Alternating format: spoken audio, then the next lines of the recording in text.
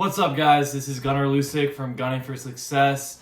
Right now, I'm doing a Q&A for you guys, so you guys get to know me and what I'm all about. All right, so our first question is, who are you? So I am a goalkeeper entering my sophomore year at Gordon College, a school north of Boston that is Division III and plays in the Commonwealth Coast Conference.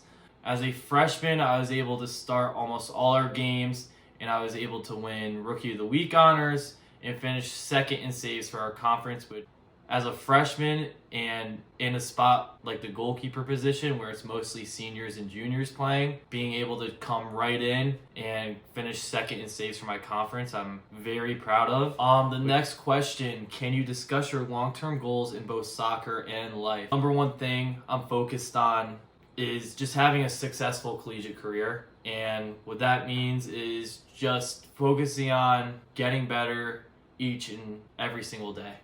More about the short-term goals I have. So focusing on game by game, how I'm doing, practice by practice, how I'm doing, what can I do better, what's something that I could fix, what's something that I'm doing well that I can still build on. Because these short-term goals are what is going to build up to these long-term goals. And soccer-wise, obviously, I would want to play semi-professional or maybe professional if the opportunities come, which are very hard to come by, but that's something that is not on my mind right now. I'm focusing on having a good college season and building off my success from last year. Talking more about that semi-pro, professional, long-term goal, I was offered to play for a USL2 team this summer, but was not able to compete because I partially tore my PCL about a couple months before the summer. So instead of pursuing that opportunity, I was rehabbing this summer to come back for my college season. So just knowing I was able to have that semi-pro opportunity after my freshman year, I know that even next summer and years going forward, if I just keep building, keep getting better, more opportunities will come. I think this is the typical college athlete question, which is, can you share some tips for balancing college and soccer? So this kind of goes for every college athlete, and I feel like any college student in general, it's the first time you're really living on your own and you're by yourself. There's all this freedom that you're getting, but you don't know how to allocate your time. For me, it was definitely some ups and downs in the fall, just trying to find like a set routine. So the number one thing for me is I feel like you need to give yourself some kind of routine. It doesn't need to be this strict, like, I'm going to do this certain thing at every hour. But for me, what works is I give myself certain days where I have homework days, where those are the days where I'm just banging out all my homework, getting it all done so I don't have to worry about it the rest of the week. Once you're giving yourself a specific time to do all these things, it's going to be much easier to go about your day because you're already in the routine. It's nice and easy. You don't have to worry about all these different things going on. Because the second biggest tip I could give for balancing everything in life in general is the people you surround yourself with. So making sure you're surrounding yourself with people that are making you a better person. They're not bringing you down, but they're bringing you up.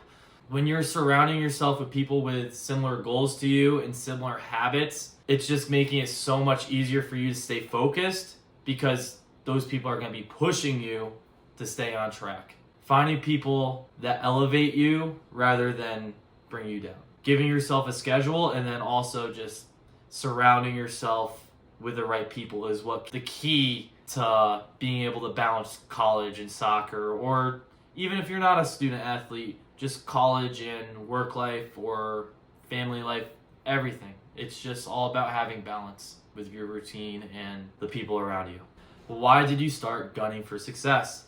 Ever since YouTube was a thing, I've always wanted to be a YouTuber. I feel like everybody my age wanted at one point to be some kind of influencer. My soccer career kind of went on, and seeing so many people that just all they care about in soccer is money and their image, I thought that what I could do is, if I was able to start my own page, I'd be able to make a more positive influence on the community. The main goal was to bring affordable private coaching and donating 7% of that to charities. Also, what I'm posting on my social media is literally just all training videos, all tips, and it's just all resources for any type of athlete to use, just so they have it and they have some kind of direction for their training on their own. Because nowadays, it's not about soccer, it's not about the sport, it's more about the money and the glory that comes with it. The main goal is just trying to have a positive influence on the soccer community. And I love coaching, I love soccer, it's what I'm passionate about. So I love posting these videos, I love coaching, because I just love being able to give back. Overall, like, I started gunning for success to just share my journey with others. Next question, what's the most valuable lesson you've learned from playing college soccer? I feel like the biggest thing I was able to learn, taking things day by day. You don't want to overexert yourself. You don't want to push yourself too hard. It's better to have a good, healthy, balanced lifestyle and making your little goals every day, rather than focusing on the big picture, like those big goals and trying to get it done all in one day, because it's not possible. When you're able to focus on that 1% better every day, those small little gains you make every day, they add up, and they just keep getting bigger and bigger until you hit those long-term goals. Because over time, when you're being consistent, you're able to make those strides and really grow. It's also really just helped me mentally, just being able to be more secure with myself. I'm not stressing anymore about where I want to be. I'm really more focusing on how I could get better now, which I think is easily the most valuable lesson I was able to learn last year.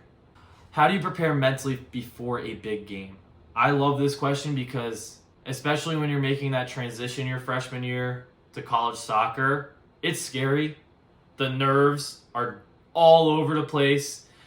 Biggest thing that helped me was just being able to know that I had teammates that supported me. When I was able to see that I had teammates that had my back, it made me more comfortable on the field, because you're less worried about your performance individually and you're more worried about the team's performance. When you're more about the team's performance than how you're playing, all those nerves about how you are playing go away, because you're now just worrying about what can you do for the team to succeed. Knowing you have people that have your back, that will build your confidence going into the game. Also, another big thing that I do to build my confidence before a game, if I'm ever feeling a little bit down before a game, what I do is I always just watch my highlight tape for like 20 minutes straight, just to see myself making all these big saves, reminding myself that I'm a great goalkeeper.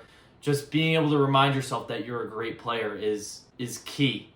So watching those highlights of yourself, that's what's going to build the confidence and remind you that you got this. There's nothing you need to worry about going into a game because you've already succeeded before. This is a question that takes me back to high school. Any tips for the recruiting process? My biggest advice for the recruiting process is, in general, is you're getting as many personable connections as possible with these coaches, rather than just showing up at a random camp, making sure that you've had a phone call with this coach or have talked to them before, because it's much better to have that connection and that relationship than just going into these things cold where the coaches don't know you. Finding a program that's going to care about you rather than the player you are. So, like, obviously these coaches, they want great players, but if you're able to find a program that values the person you are, that's key, because 95% of college soccer, you're not on the field.